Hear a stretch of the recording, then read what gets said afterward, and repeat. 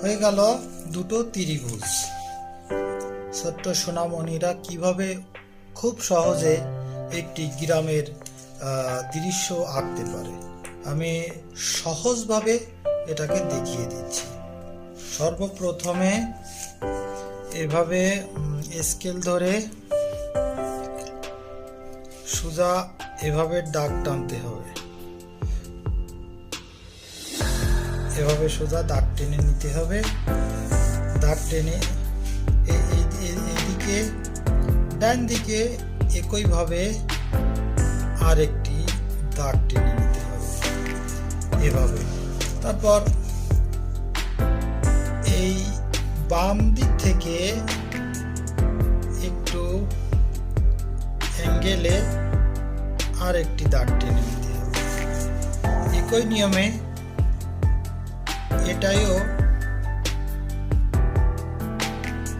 দাগ টেনে নিতে হবে। এবার এভাবে নিচের দিকে আরেকটি দাগ টানতে হবে। একই নিয়মে সোজাসুজি এটাই আরেকটি দাগ টেনে এটা এদিকে একসাথে মিশিয়ে দিতে হবে, এদিকে ও একসাথে মিশিয়ে দিতে হবে। হয়ে গেল দুটো ত্রিভুজ। এবার আমরা যে কাজটি করব সেটা হচ্ছে এই বাম দিক থেকে একটি দাগ সোজাসুজি এই পর্যন্ত নিয়ে আসবো, আর এখান থেকে সোজাসুজি এদিকে নিয়ে আসবো। ঠিক একই নিয়মে এটা এভাবে সোজাসুজি দাগ টানতে হবে, এদিকেও একই নিয়মে দাগ টানতে হবে। তারপর দুটো দাগ এভাবে মিশিয়ে নিতে হবে। খুব সহজে আমরা একটা ঘরের শেপ নিয়ে আসছি। এবার এটাকে এদিক থেকে টেনে নিয়ে আসতে হবে, সোজাসুজি স্কেল ধরে এভাবে টেনে নিয়ে আসতে হবে। এটাইও একই নিয়মে টেনে নিয়ে আসতে হবে। তারপর এখানে আরেকটা দাগ দিতে হবে, কারণ ঘরের যে চাল সেই চালটা যেন কিছুটা দেখতে হবে। ঠিক একই নিয়মে এখানেও পাশাপাশি আর একটা দাগ টেনে নিতে হবে, যাতে ঘরের চাল দেখা যায়, আমরা যাতে সহজে ঘরের চাল দেখতে পাই।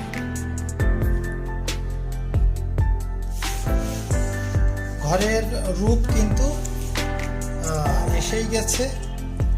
এবার আমরা এখান থেকে এটা এই দাগের সাথে এই দাগ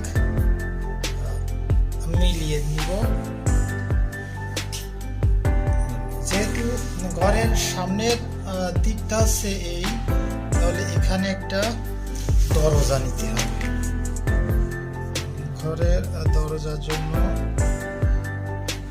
দুটো দাগ টেনে এখান থেকে মিলিয়ে নিতে হবে। মাঝখান থেকে দুটো দরজা মনে হচ্ছে যে দুটো দরজা এরকম ভাবে। ঠিক একই নিয়মে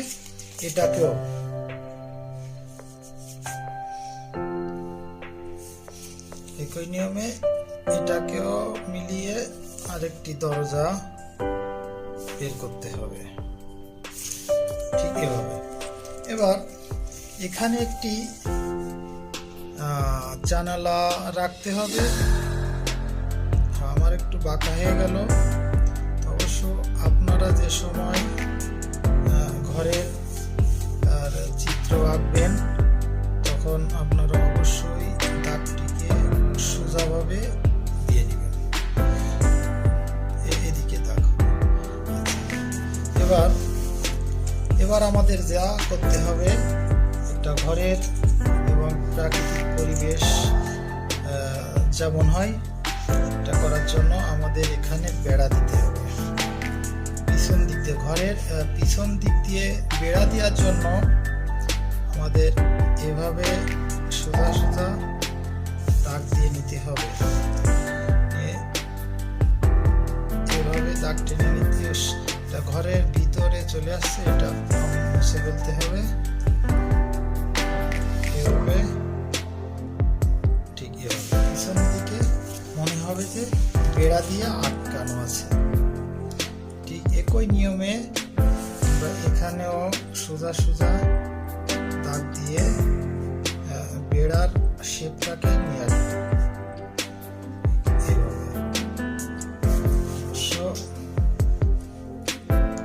একই নিয়মে এভাবে ঘরের পিছন দিক দিয়ে বেড়া দিয়ে দিয়েছি।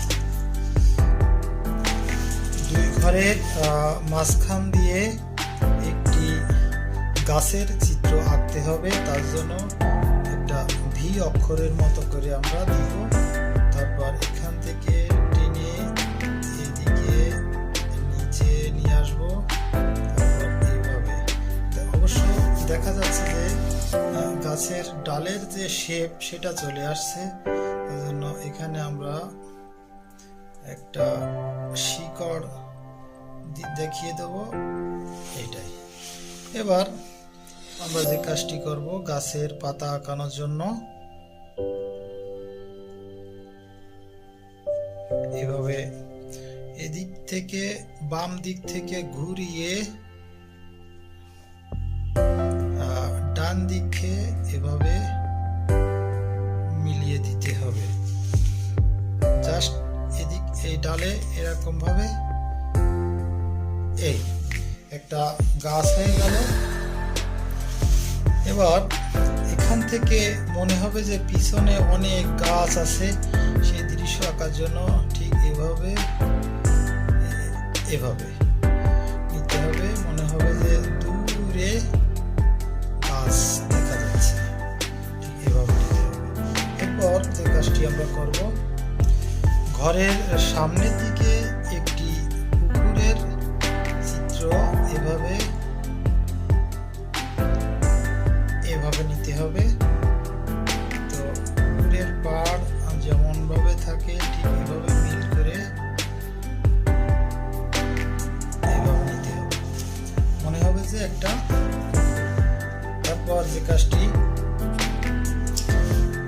এদিকে কিছু ঘাস গাছের যে পাতা যেমন থাকে সে এভাবে আমরা করে নিতে পারি। এর ভিতর থেকে যদি কোনো ফুল গাছ দেওয়ার প্রয়োজন হয় তাহলে এভাবে এখান থেকে এভাবে ফুল গাছের চিহ্ন দেওয়া যাবে। তারপর আমরা এই গ্রামের প্রকৃত সৌন্দর্য নিয়ে আসার জন্য আমরা যে কাজটি করতে পারি, সেখানে উপরে গাছের উপর দিয়ে ঘরের উপর দিয়ে যে মেঘ ভেসে যায়, সেই মেঘের চিহ্নটা এভাবে আমরা এভাবে দিতে পারবো। এভাবে এভাবে এদিকেও এরকম ভাবে একইভাবে। তো এই ঘরের চিত্রটাকে আমরা যে রং মনে করি, রং এই গাছের এখানে সবুজ রং করতে হবে, তারপরে এই গাছে সবুজ রং করতে হবে, আর ঘরকে যে কোনো রং করে আপনাদের ইচ্ছা মতো সাজিয়ে নিতে পারবেন। তো আজকে এই পর্যন্তই। তা চ্যানেলটি সাবস্ক্রাইব করে সাথে থাকবেন পরবর্তী আঁকা ভিডিও পাওয়ার জন্য।